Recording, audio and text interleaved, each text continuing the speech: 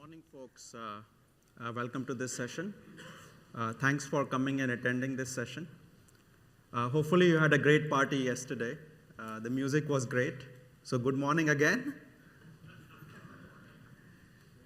So in this session, I'm going to focus on how to develop enterprise applications, specifically mobile and web application using AWS.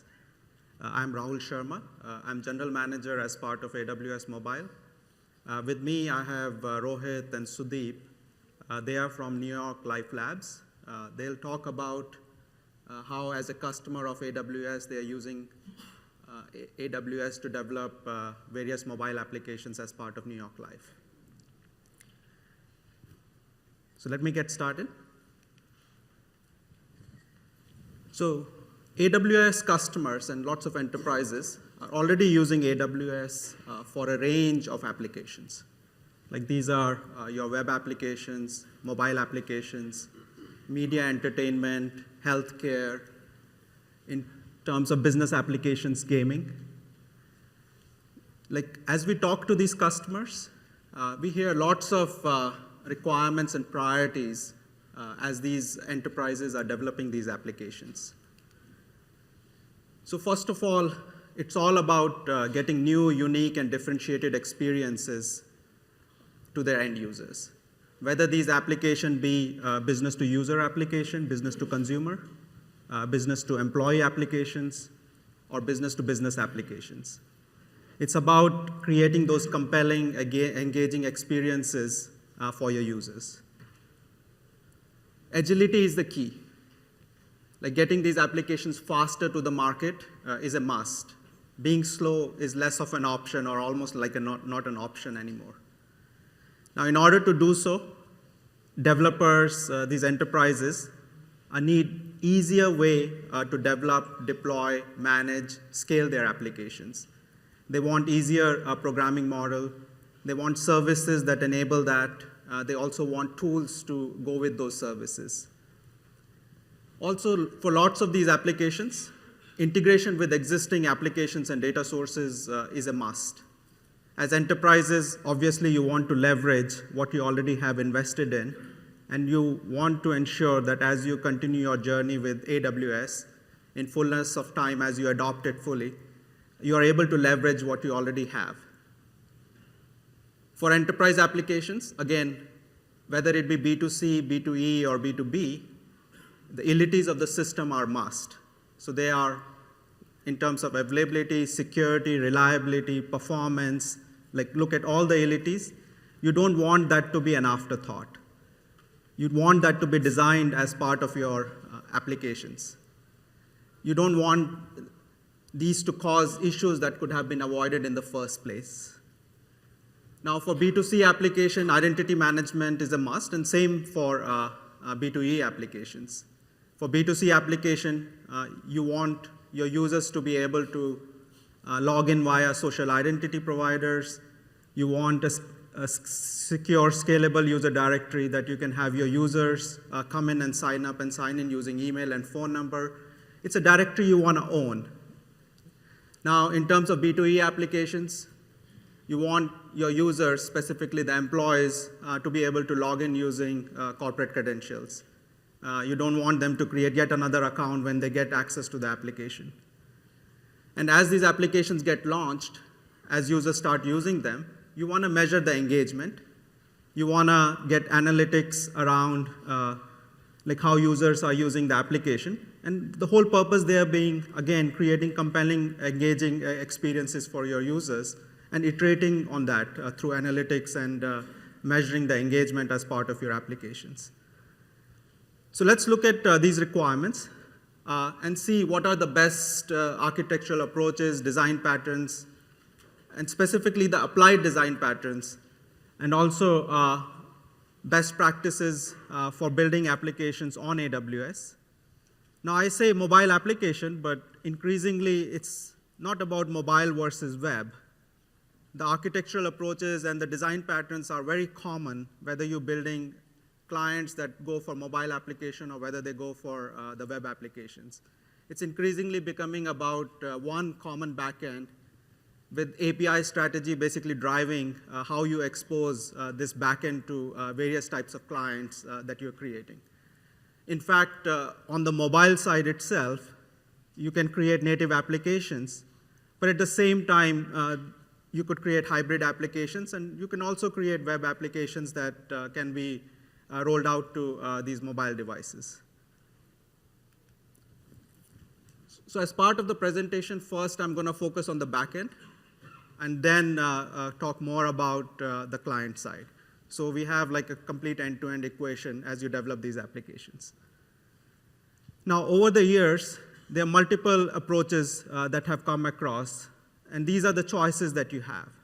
Right? You can start with a traditional client-server approach, not so much more nowadays.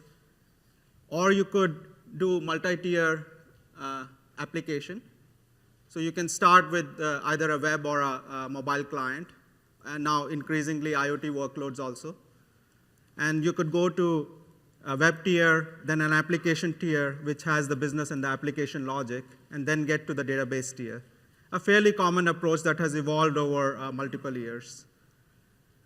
You can also do services-oriented architecture, where your backend is a collection of loosely coupled and orchestrated set of web services. And again, a fairly common approach that has, again, evolved over multiple years.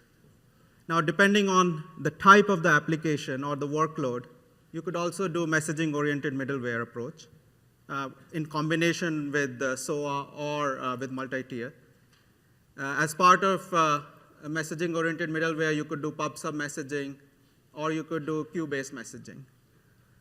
Now, as we talk to developers, as we see more and more applications being built on AWS, we are increasingly seeing a shift towards serverless microservices approach. So let me spend some time to lay out what I mean by serverless microservices and then get into details of that. So first of all, it's about the microservices. A microservice is a self-contained atomic unit of application code or some functionality.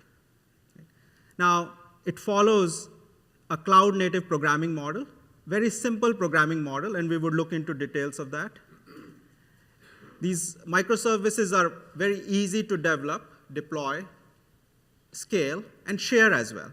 So we're increasingly getting to a place where there would be reusable microservices that you can either develop yourself or you can get it from other developers. Now, some of the examples of microservices as part of enterprise applications. So you could have a microservice that takes an image or a video that has been uploaded to S3, and you can process that particular video or image by an event that is triggered onto your microservice. You can extract the metadata or do the transcoding.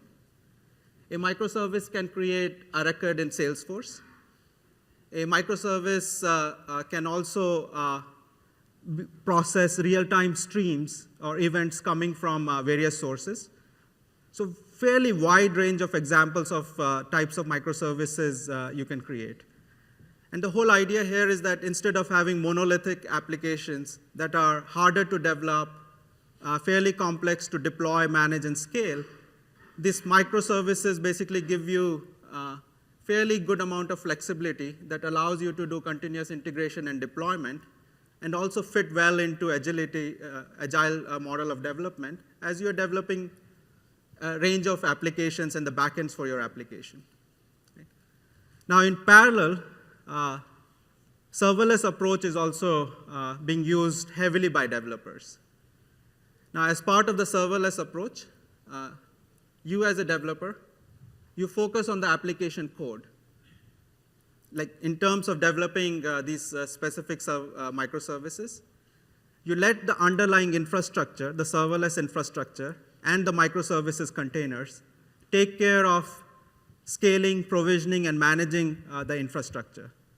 So there is a separation of concern here where serverless basically lets you innovate and develop your applications while the infrastructure takes care of the complexity here. So this combination of serverless plus microservices is increasingly the approach that we are seeing in terms of how the developers are developing the backend of their mobile and web applications. So let's go more into the details of that. Now on AWS, we have a wide range of services. It's almost like 70 plus services, plus we announced a few more as part of this conference. Now, in terms of developing serverless microservices, there are 3 core services that you get started with. These are Lambda. This is how you develop microservices as Lambda functions, and we'll go deeper into that. API Gateway for how you create, publish, manage, secure, and monitor your APIs. And then Cognito for user authentication, user authorization, access control to your APIs, for identity management tied to a directory, and multiple scenarios around identity management. Now, while I say like these 3 services are the core pillars, you can also use remaining services as part of your serverless microservices infrastructure and applications. For example, you could use DynamoDB for NoSQL. You could use RDS for relational databases, Kinesis. So it's like you pick the services that you need for your application functionality, starting with these 3 services that's sort of the core pillars of that. So let's look at each of these services. I'll describe them with a quick overview, and then we'll look at specific patterns of using these services for your backend of mobile and web applications. Now, Lambda lets you run your code without managing any infrastructure. So truly serverless. So again, you focus on your application code as Lambda functions, and the Lambda execution environment takes care of managing, provisioning, and scaling those servers for you. Now with Lambda, it's very cost efficient. You only pay for the compute time that you use, no paying for unused capacity. And then Lambda also does this continuous monitoring and scaling of your Lambda functions, the serverless microservices. So depending on your application load, Lambda would up or scale up your Lambda functions. And depending on the load, if it goes down, it would scale it down also. So you don't have to worry about scaling, monitoring. Lambda is taking care of that. Now, Lambda follows a very simple programming model. Like as I said earlier, like you have multiple architectural approaches that have evolved over the time. And some of these architectural approaches have gone fairly complex. Like say if you're doing multi-tier, it's not really cloud native. It's kind of a lot of complexity in terms of developing the backend of your applications using these existing traditional approaches. Now with the serverless microservices approach, using Lambda, you basically write a handler which acts as a Lambda function, takes an input and a context, and then you process.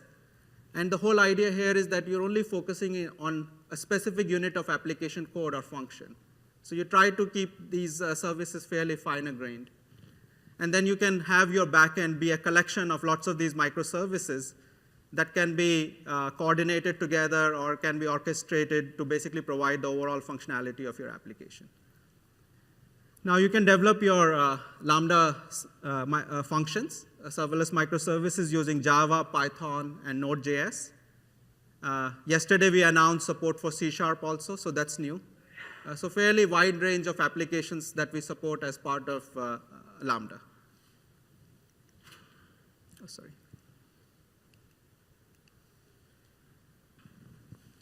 Now Lambda, I already mentioned part of it. Lambda is a function that is a unit of application logic. Like I gave some earlier examples. Now these Lambda functions can be invoked as a synchronous request response, or they can be triggered by events, and we'll look at some examples of that.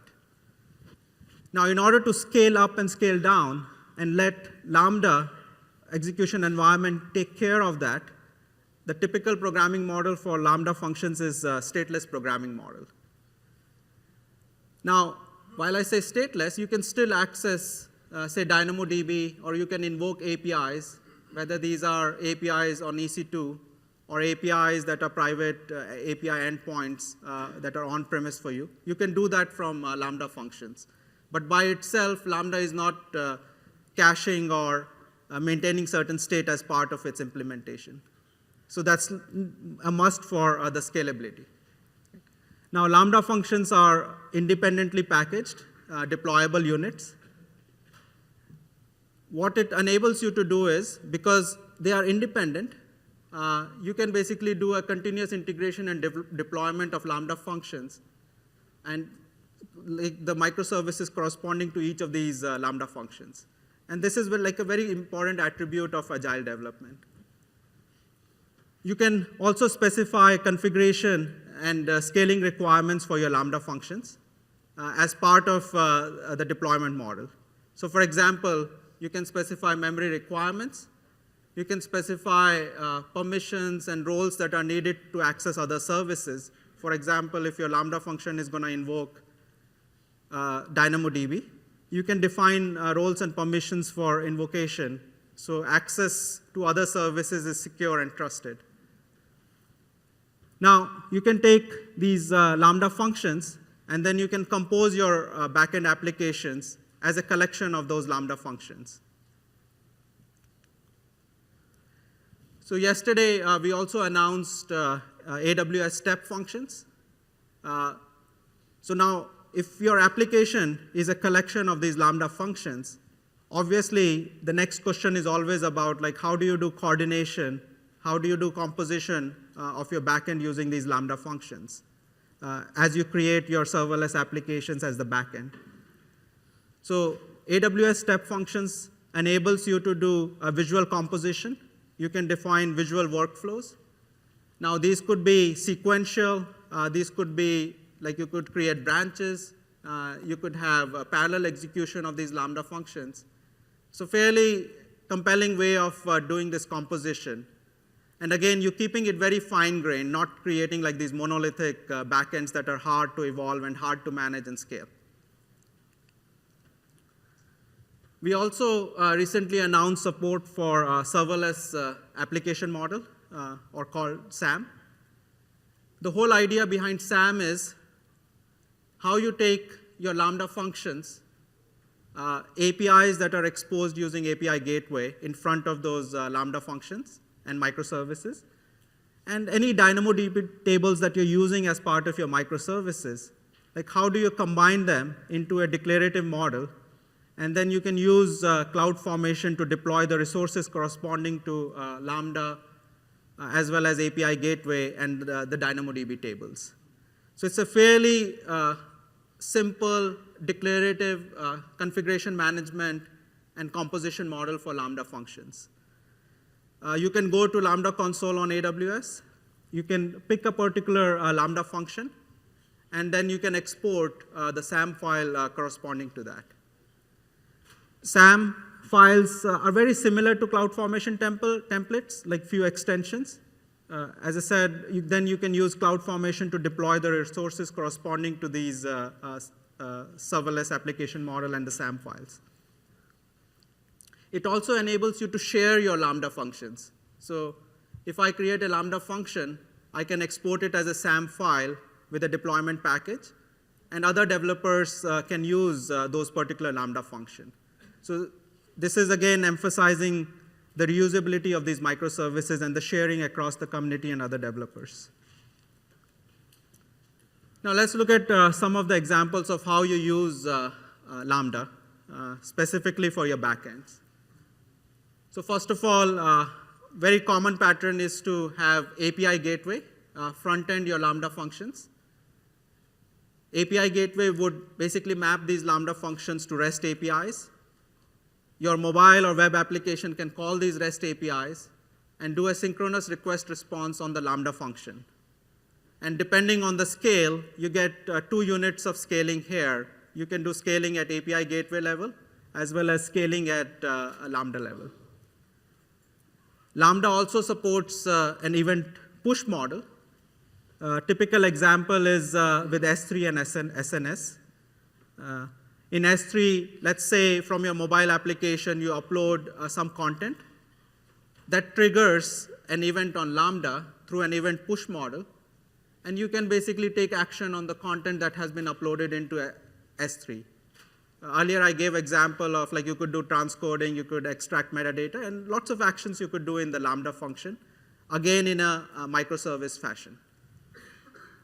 Lambda also supports an event pull model. So Kinesis supports real-time streams. And then you can also use DynamoDB to put a stream on top of that. So any events that are emanating from Kinesis or DynamoDB via streams model, you could basically process that as part of your Lambda function. A very common example being, let's say you get a stream of events from Kinesis, you want to do certain business logic, and then take an action on that. You could do that as part of your Lambda functions. Lambda functions also support scheduled events, very similar to cron jobs. So you can basically define a schedule for when these Lambda functions would be fired. You can also invoke these Lambda functions using a custom event source. As part of our Android SDK, as an example, you could integrate it with your mobile application, create a custom event source, and then invoke the Lambda function corresponding to that. Now, lots of AWS services use Lambda as a mechanism to customize and extend the functionality of those AWS services. To give you an example, Cognito, which is our identity management solution, uses Lambda function to enable you to customize messages that you send as part of the authentication flow. So for example, you're doing email or phone number verification, or you're doing multi-factor authentication. You need to send email or text messages to your users. You can use Lambda function to personalize, customize those messages. You can also use Lambda functions in Cognito to do custom authentication flows. For example, you could implement a passwordless authentication mechanism using the phone number, using Lambda functions as part of Cognito. So lots of scenarios that we see developers using for Lambda. Again, it's a very important service for you. Depending on the application and the workloads you have, you use it the right way.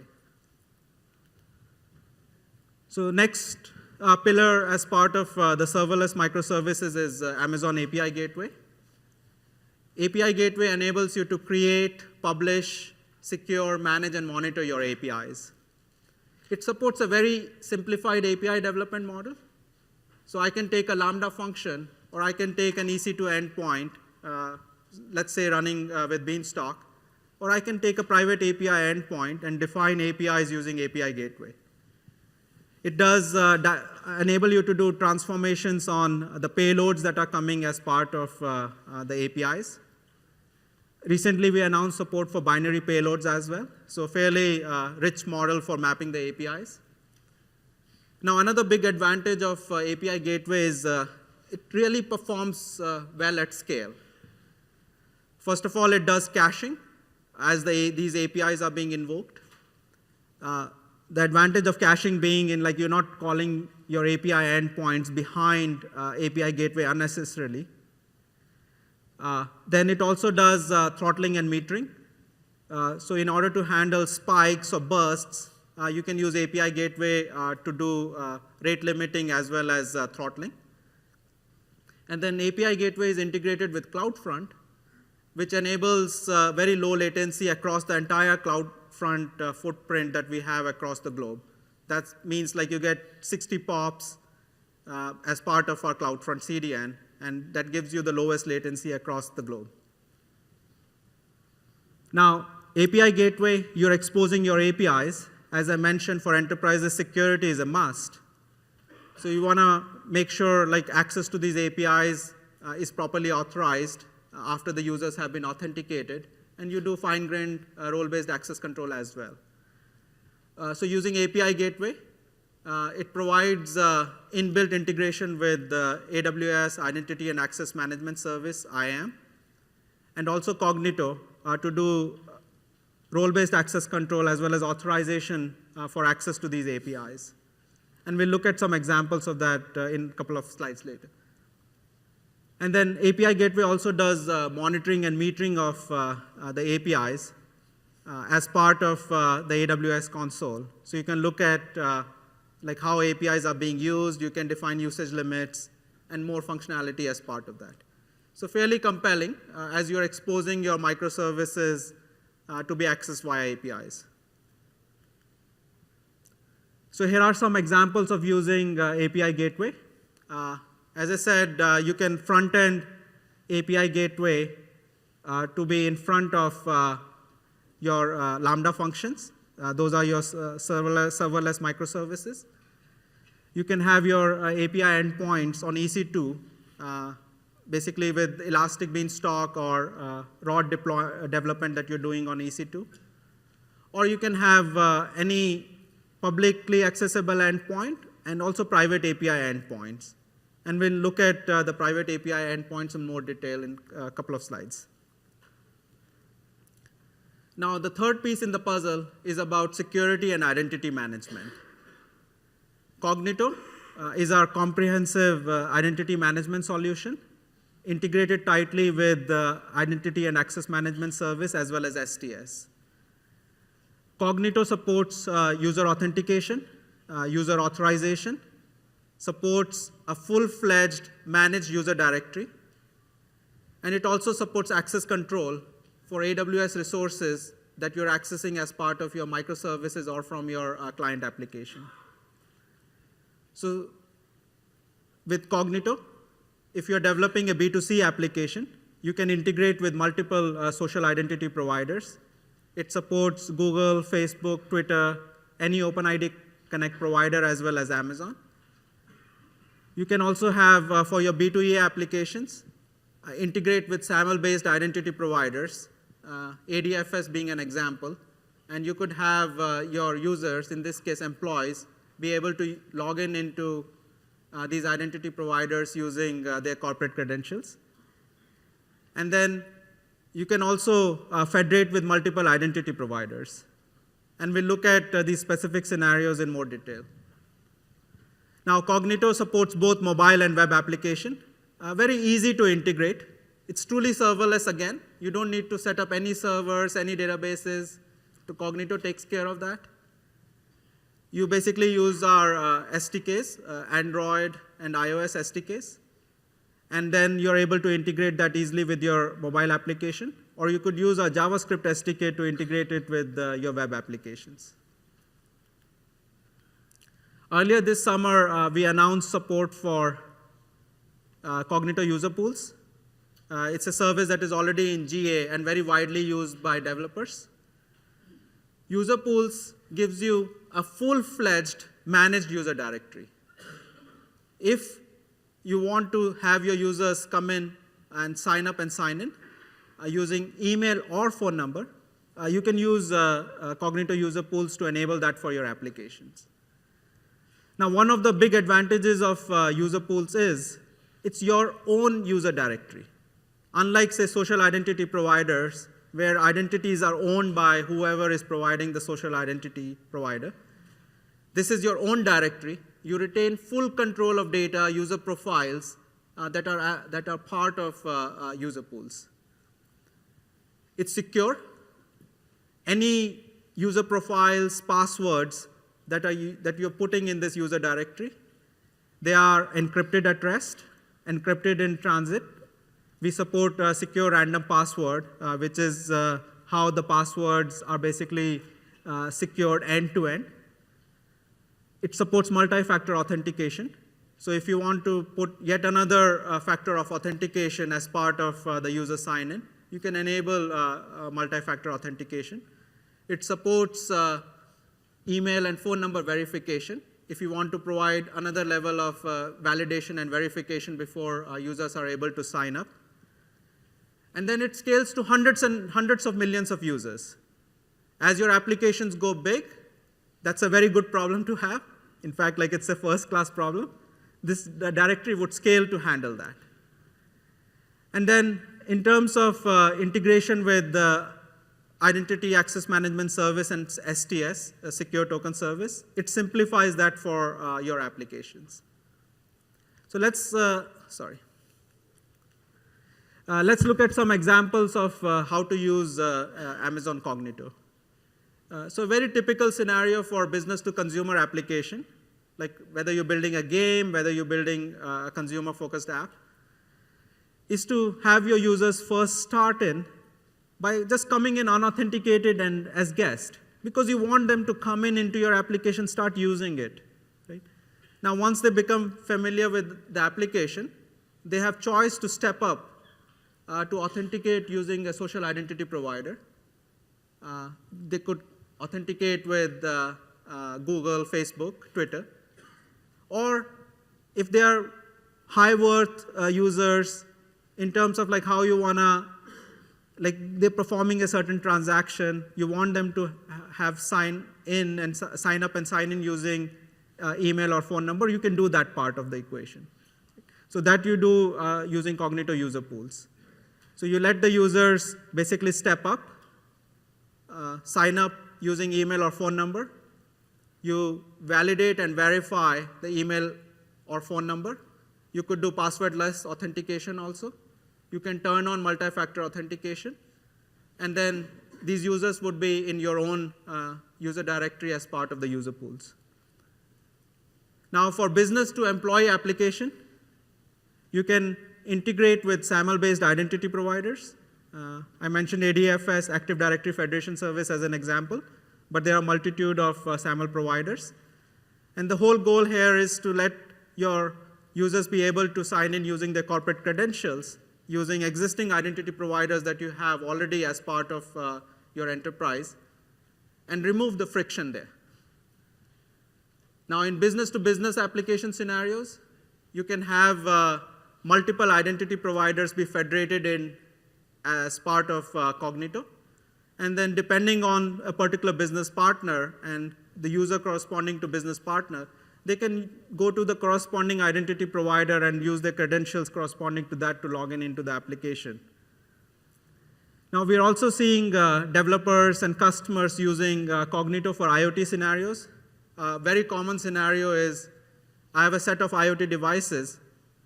I, as a user, or I, as a provider of those IoT devices, I can use a mobile or a web application to get secure access to those IoT devices and the data corresponding to that. Now, you can also use Cognito with API Gateway. Now, API Gateway, you want to secure access to the APIs that are front-ended by API Gateway. API Gateway supports a notion of a custom authorizer, where you can inspect a particular token and then use the claims in the token to actually map it to specific policies and permission and do access control. So a very easy way to develop that custom authorizer using Lambda. Again, very good application of serverless microservices as applied to our services as well. And then for access control to AWS resources, once a user is authenticated with, let's say, a social identity provider or a SAML-based identity provider, or user is even unauthenticated, you can basically get temporary secure AWS credentials from Cognito, and then you can use those credentials to do access control on AWS resources. A very typical example is, let's say a user is authenticated, but you only want to restrict the user to a specific S3 bucket, or you want to restrict the user to only a specific row in the database. You could do those scope down policies using IAM as well as Cognito. Now, I'm excited to announce coming soon is fine-grained role-based access control as part of Cognito. Now, for security identity management, fine-grained role-based access control is a must requirement. Now, in user pools, to support fine-grained role-based access control, we are going to introduce support for groups. So you can partition your users across multiple groups. You can associate each group with a specific role, and that role basically has a set of policies and permissions for this fine-grained role-based access control. Now, also as part of Cognito, so far we only supported notion of one role for authenticated identities, one role for unauthenticated identities. And customers told us that was sort of a bit of a limitation, that why couldn't they do more authenticated roles? Why can't they do more in terms of fine-grained role-based access control? So happy to announce that soon we would have support for multiple roles for authenticated identities.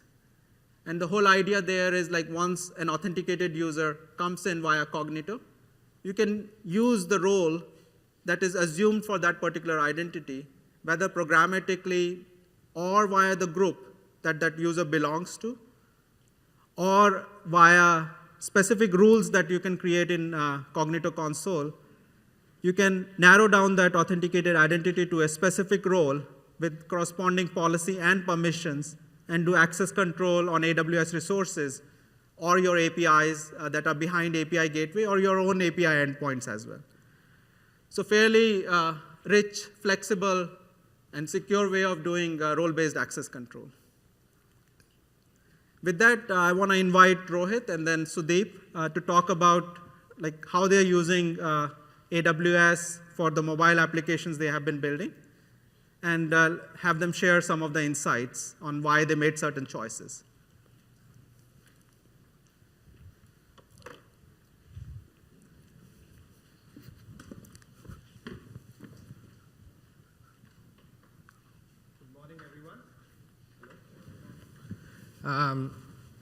My name is Rohit Katti. I'm the CTO for New York Life Labs, joined by my teammate Sudeep Kulkarni here.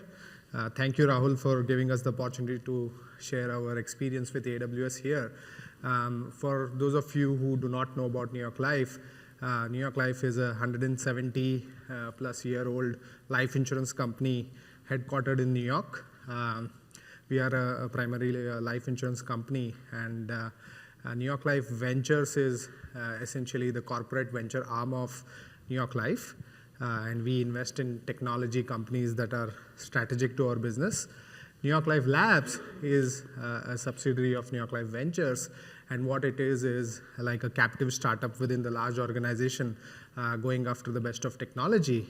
And we're also segmented from New York Life in the sense that we have our own office space and infrastructure. So we are more focused on execution on new technologies. So this is about New York Life Labs. The way we go about product development is, we build minimum viable products. So we don't take a big bang approach. We set aside smaller goals and then use cases to go after, and which turn into meaningful prototypes and then into products. So that is how we go about product development. So one of the problem we are trying to solve, right? So from the experiences that we have had in talking to different departments within New York Life is that many of the insurance processes that are there today are very fragmented and manual in nature. So we wanted to solve them, and one of the examples was claims. So claim is essentially something that is filed with the insurance company when the insured person passes away, and once it's approved, we pay out the beneficiary. That has to be a simple process in itself, because that is where we also have some part linking into the customer experience, right? I mean, the experience that the beneficiaries have with us. But that was totally fragmented and manual in nature, and we wanted a technology platform where we could reimagine the entire process. And so how we did was, we used the services available on AWS, which Sudeep will speak to you in a second, like Amazon Simple Workflow Service, SNS, SQS, and many other services for different processes, but essentially to reimagine the entire process and make it really streamlined. Because over the years we had processes wherein we had different systems, and each of these systems had their own terminologies, and we were doing things in a certain way because there were systems that were built in a certain way. So we are going to talk about claims today and tell you what architecture we used, how we use the different services available on AWS, and kind of streamline the entire workflow. So at this point, I would like to invite Sudeep to come on stage and take you through the remaining.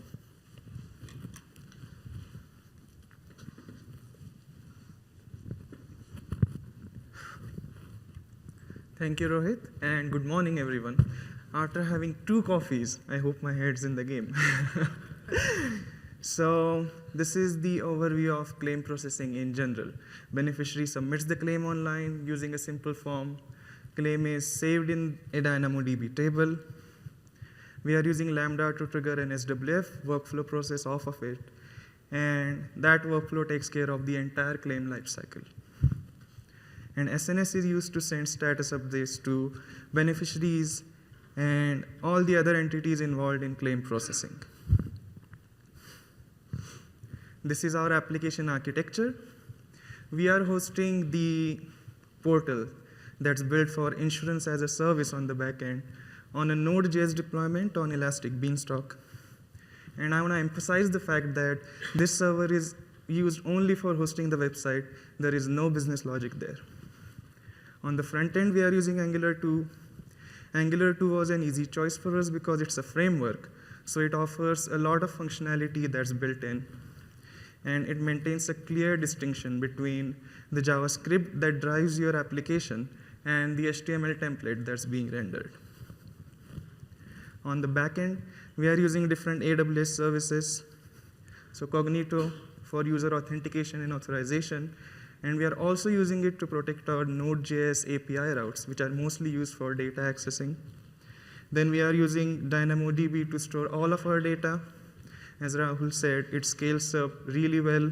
It has virtually no latency. And yes, it's NoSQL. And we are using Lambda to perform most of our business logic and calculations. Lambdas are also used as triggers in our workflow. The trigger is fired off of the insert event from DynamoDB. And lastly, we are using SNS to manage the notifications. We are keeping the beneficiary updated about the status of the claim. And as of now, we are using it coupled with Apple notification system to send notifications to Apple devices. Next up, how we are using Cognito. So first of all, let's go back to why we chose Cognito. Our requirements, like I imagine most of your requirements, are simplicity, scalability, and security. So Cognito lets us easily access different AWS services that we are using. Then it supports both authenticated and unauthenticated identities. And we are using unauthenticated identities to enable the beneficiary to upload documents to an S3 bucket when the beneficiary is submitting a claim. Then through the use of Cognito identity pool, we can map more than one users to the pool and enable all the users to have same kind of access to different AWS services and resources. And last interesting requirement we had was to secure our Node.js API routes. And this is where the custom authorizer Lambda comes into picture. So we are using the access token that's returned by Cognito, and we are passing it to the node server and using the custom authorizer to validate the token and effectively secure the Node.js route. Let's talk about user pools. Why did we select user pools? We wanted an easy and fully managed way to create and manage our own user directories. User pools scale really well, up to millions of users. They're completely managed by Amazon, and they provide enhanced security in form of multi-factor authentication. And there's also ease of use for the end user because the user can sign in using phone number or email address. And as a startup, the offloading of the management to Amazon Cognito was a critical factor for us. And I'm happy to share with you that we work closely with the Cognito team as early beta users of the user pools. Next up, we'll talk about Lambdas. and how we are using them as event processors in particular. So as you can see from the diagram, the first Lambda, which is assign, claim, and trigger workflow, that's triggered from a DynamoDB stream. And in particular, we are processing the insert event to start a workflow for a claim that's been newly inserted. And Lambdas are also used to perform some additional business logic in our workflow, such as interest calculation when we are ready to pay the beneficiary, and document upload, where the analyst can request the beneficiary to upload more documents. Last service I'd like to talk about is SNS. And again, why SNS? It's completely managed by Amazon. It's reliable, it's scalable, and it's secure because all your messages and all your topics are completely protected. It's cost effective because it has a pay-as-you-go model. You only pay for the messages that you are sending and the charges Amazon incurs for sending those messages. And it integrates well with other AWS services as well. So the use case we have here is publishing to the claims topic, and the analysts who are subscribed to the topic can receive the notifications. And with that, I'd like to invite Rahul back onto the stage. Hope you're enjoying this session so far, and thank you.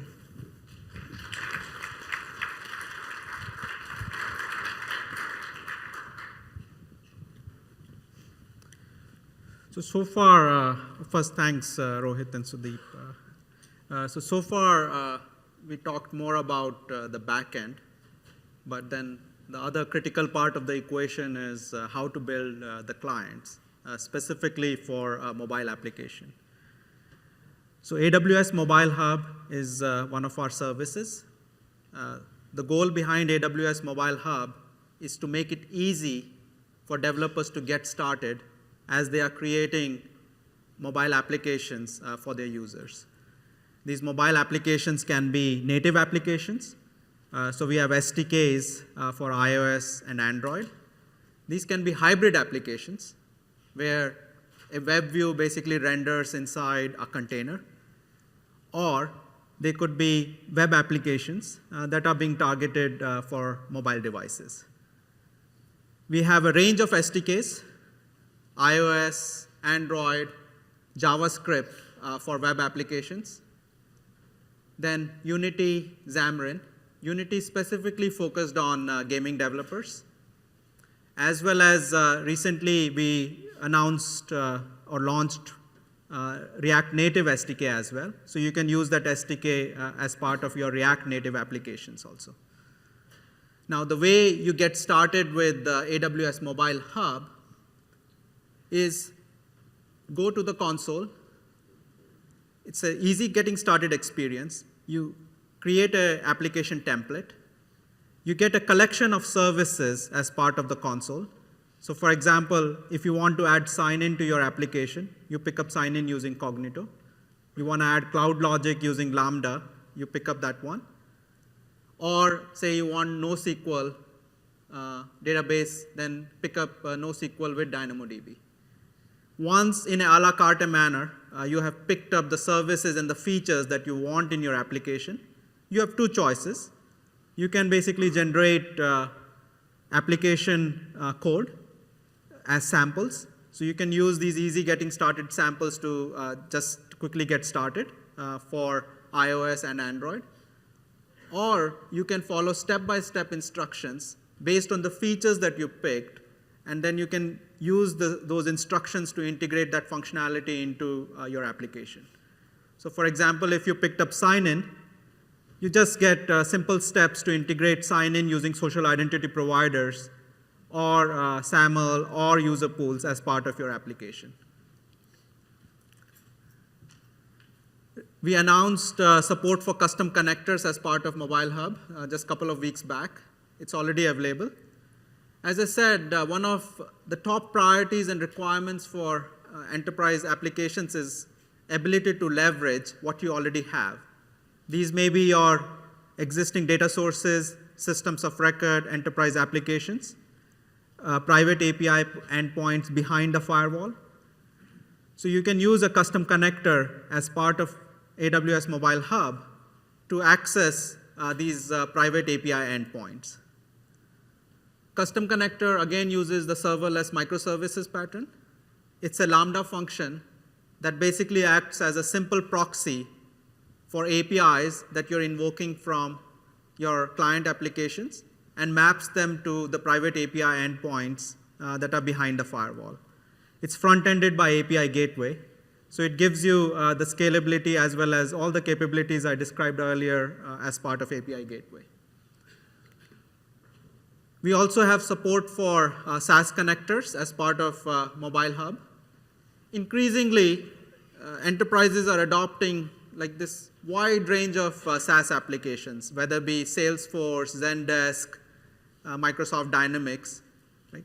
And as you build mobile applications, web applications, you do want to integrate with these SaaS applications. So we are happy to say we have a set of connectors that we provide bundled in as part of AWS Mobile Hub.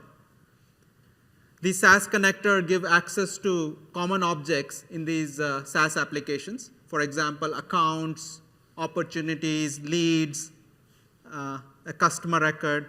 You get access to these common objects, as well as you can do queries on the custom objects as well. So fairly rich functionality. And again, follows the microservices pattern. These SaaS connectors are Lambda functions that are front-ended by API gateway. So you get REST APIs for each of these SaaS connectors that you can invoke from your mobile and web applications. Now, one of the advantages of using API gateway and Lambda here is that, and specifically the serverless microservices pattern. So you get multiple advantages. So first, as your applications are invoking APIs on these SaaS applications, you can do metering and auditing. You can control access to the APIs as well. You can manage the performance of these APIs through integration with CloudFront, so fairly low latency access. So again, all the advantages of using API gateway and Lambda apply here as well. Right? Now, what we have also done is that irrespective of which SaaS applications you're going to, so for example, whether a Salesforce or a Zendesk, now each of them have a notion of an account, a customer, as an example. Now, what we have done is like we have normalized APIs to access these common objects across these SaaS application. So an account is an account, whether you go to one of these applications, and you can use the same REST APIs to access across these multitude of SaaS applications you're integrating with. You also get pagination as well as like filtering, a common mechanism of doing that. So fairly consistent APIs.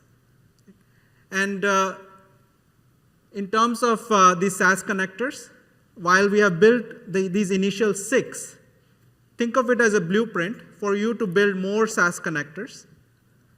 Or you can work with some of our partners, like we mentioned Cloud Elements is one of the partners. So you could get some of these connectors from our partners as well. But we encourage you to use these blueprints, look at how these connectors are structured, and then you can build your own, or you could use a reusable set of connectors as well.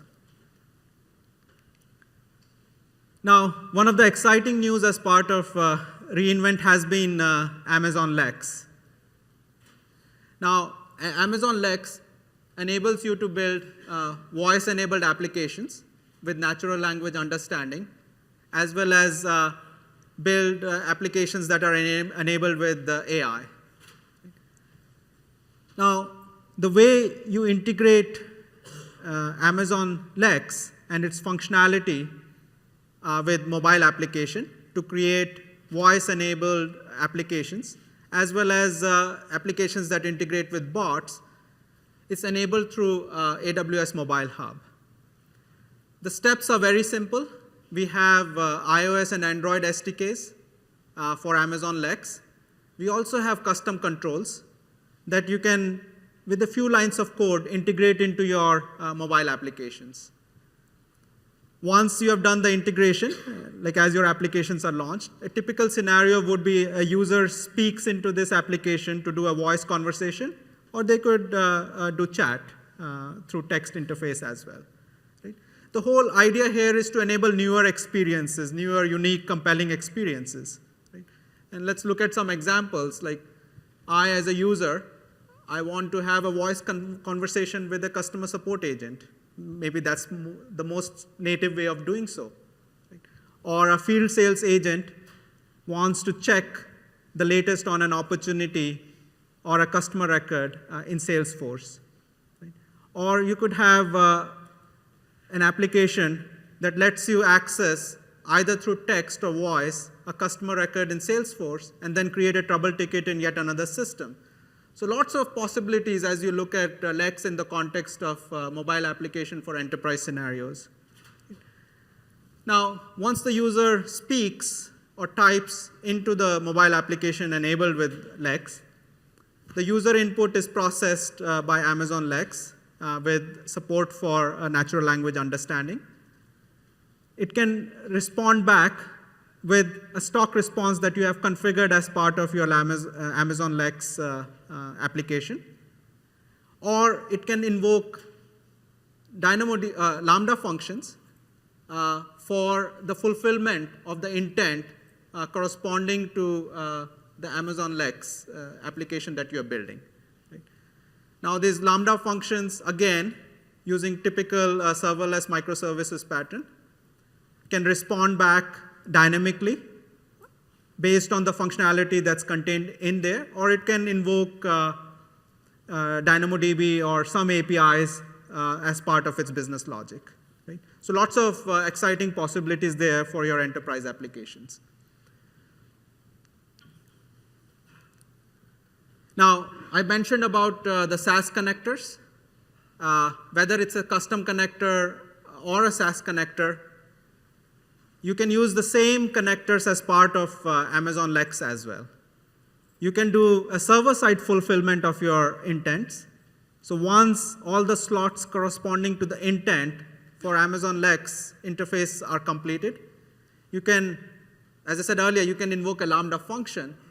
You can also invoke a SaaS connector to go to one of the SaaS applications as part of the functionality, or you could go to your private API endpoints using the custom connector. Another option is to do a client-side fulfillment, where after the intent and all the slots are filled, you get access to the data corresponding to the intent and the slots on the mobile application side. You can use our REST APIs or our SDKs to invoke these particular connectors to complete the logic behind the intent and the conversation that is going on with Amazon Lex. Right? So all these pieces fit well together. Again, depends on how you want to use that as part of your applications. Now, I want to summarize by saying, as part of AWS, we have a rich set of services, right? And a growing, expanding set of services. Right? This gives you a sample of services we see lots of our customers and developers use for mobile applications and as well as the back end. They range from mobile hub and SDKs for client-side development. For serverless microservices, we have Lambda API Gateway. Identity management, we have Cognito. Testing, we have Device Farm. Then we have our CodeStar family, like Code Commit, Code Deploy, Code Pipeline. For data management, we have DynamoDB, RDS, Cognito Sync. Storage and content, we have S3 CloudFront. Mobile analytics, then analytics and big data, we have set of services there. Then for email and push, we have SNS, simple notification service, as well as SCS, which is simple email service. So lots of services. Right? Now, first of all, I want to thank you all for all the feedback, support that you give as we evolve and iterate on these services. Right? Hopefully, you continue to create these amazing experiences, applications using these services. We all get to enjoy those applications. So have fun, enjoy, and thanks for attending the session.